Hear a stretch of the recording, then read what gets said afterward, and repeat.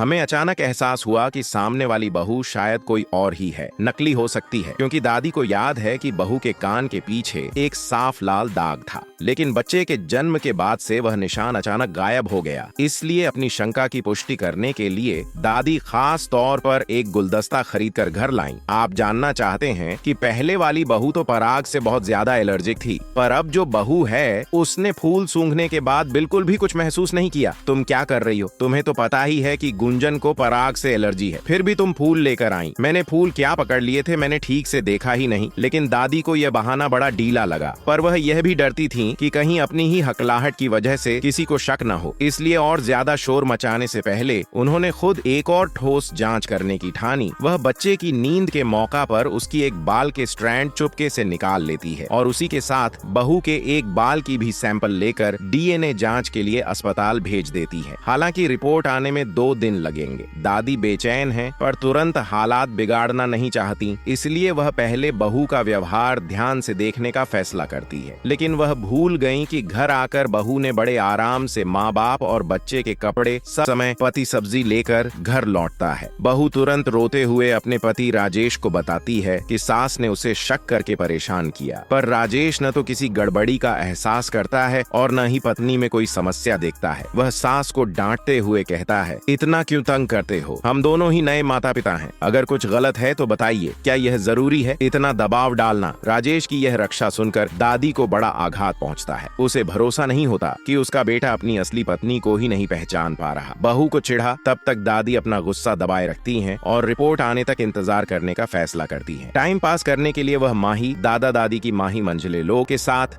Rummy खेलने चली जाती है। पर बात यह है कि बहू फिर भी बच्चे को लेकर दादी के पास आती है। यहाँ तक कि दूसरे हाथ का धुआं भी सहते हुए दूसरों की नजर में वह बहुत प्यार करने वाली और समर्पित बहू है। पर दादी नोटिस करती हैं कि उसका बच्चे को पकड़ने का तरीका ही सही नहीं है। बच्चे के रोने पर वह ठीक तरह से देखती तक नहीं कि क्या बच्चा भूखा है या गीला है। नया माँ होने के नाते कम से कम बेसिक चीजें तो आती ही होंगी। इससे दादी के शक और बढ़ जाते हैं। उन्हें डर है कि यह महिला सच में बच्चे की परवाह नहीं करती। असल मकसद केवल परिवार की संपत्ति पर कंजूसी करना हो सकता है। उसी वक्त राजेश वहां से गुजरते हुए दादी को बेटे की बहस करते हुए देखते हैं और फिर अपनी पत्नी की तरफ खड़े होकर उसकी रक्षा करते हैं और दादी को समझाने लगते हैं कि माँ ने तो प्रेगनेंसी के दौरान भी बहू का बहुत ध्यान रखा था, रोज ताजे फल लाकर खिलाए थे, पर अब माँ बदल सी गई है। वे कहते हैं, माँ शायद आप मेनोपॉज के प्रभाव में हैं, आप ऐसा न समझें। और फिर राजेश बहू को साथ ले जा रहा होता है, पर शायद बहू जानबूझकर या अनजाने में अचानक ही वहाँ बेहोश होकर दादी की रमी की सिटिंग में गिर पड़ती है और पूरा गेम गड़बड़ा देती है। दादी गुस्से में उसे पकड़कर झिड़कती है, पर बहू मासूमियत के साथ बार बार कहती है कि मैं बस लापरवाही कर बैठी थी। दादी तो निशंक हो चुकी हैं। तभी शाम को घर पर एक अजनबी पार्सल आ जाता है। पार्सल पर लिखा हुआ पता देखकर घर वाले सोचते हैं कि शायद कुरियर गलती से आ गया हो, पर बहू अचानक भाग कर आती है और कहती है, ये मेरा सामान है। जब उसने पैकेट खोला तो उसमें दर्जनों हजार की महंगी परफ्यूम, लिपस्टिक और ब्रांडेड हैंडबैग निकले। घर में दूध का पाउडर भी कम पड़ रहा होता है, पर यह महिला महंगाई के ये आइटम खरीदती नजर आती है। पहले की बहू कभी ऐसे विलासी सामान नहीं खरीदती थी। बहू कहती है कि अब बच्चा होने के बाद उसने खुद के लिए कुछ खरीदा है ताकि वो खुद को फिर से पाकर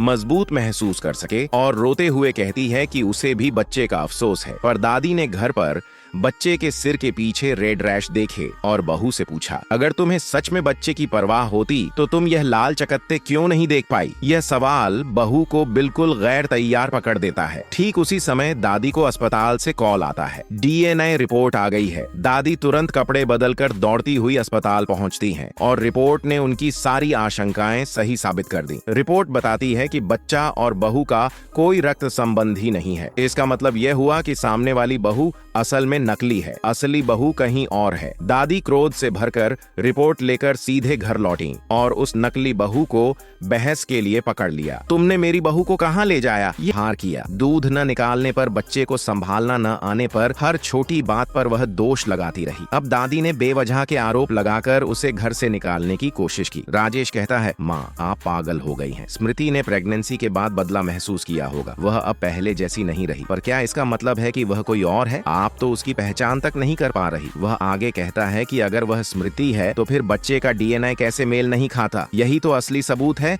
या असली बहू जवाब देती है, दादी आपने जो कोलेक्ट किया गया नमूना भेजा था वह गलत था। मैंने आपकी कंघी पर से आपके बाल लिए थे। क्या तुम्हारे बाल नहीं थे? वहाँ दादी चौंकती हैं। स्मृति कहती है, नहीं माँ, जो बाल कंघी पर थे वे मेरे नहीं थे, वे हमारे घर की बिल्ली के थे। मैंने सोचा उसे संवारने के लिए कंघी कर दी थी और वो बाल कंघी पर थे, इसलिए आपने गलत नमूना भेज दिया। किस तरह हो सकता है? तुमने तो नमूना ही गलत लिया। दादी हिल उठती है, मैंने ऐसा नहीं किया माँ, आप ही ने सही नमूना नहीं लिया। आपने जो रिपोर्ट दिखाई है वह इसीलिए गलत है, कागज पर तो काली सफेद में लिखा हुआ है। तुम अब और क्या कहना चाहती हो? दादी कहती हैं, स्मृति तुमने किस चाल से यह नकली रिपोर्ट बनाई? तुम क्या चाह रही हो? तुम्हारे कान के पीछे लाल निशान क्यों नहीं है? दादी चीखती हैं, तुम्हारा मकसद क्या है? बताओ तुमने मेरी बहू कहाँ ले जाया? दादी फिर से जोर देती है, माँ आप पागल हो गई हो या क्या? तुम किन बातों पर शक कर रही हो? राजेश चीखता है। पर यह नकली लगातार कहती है कि दादी ही उसे दबाती आई है। तभी असली स्मृति जो जांच कराना चाहती है कहती है कि वो फिर से जांच करवाने जाएंगी और अगर कोई उसे रोकने की कोशिश करेगा तो वह घर छोड़कर चली जाएगी। वह कहती है, अगर तुमने फिर मेरे जांच के रास्ते में बाधा डाली तो मैं तुमसे कभी नहीं मिलूंगी। माँ तुम पागल हो, तुम क्या कर रही हो? परिवार में असमंजस और रोष के बीच यह कहानी यहीं पर समाप्त होती है। सब अपनी अपनी तरफ से तर्क दे रहे हैं पर असली सच अब भी अंधकार में है। असली बहू कहाँ है और यह बच्चा किसका है, ये पता लगना अभी बाकी है।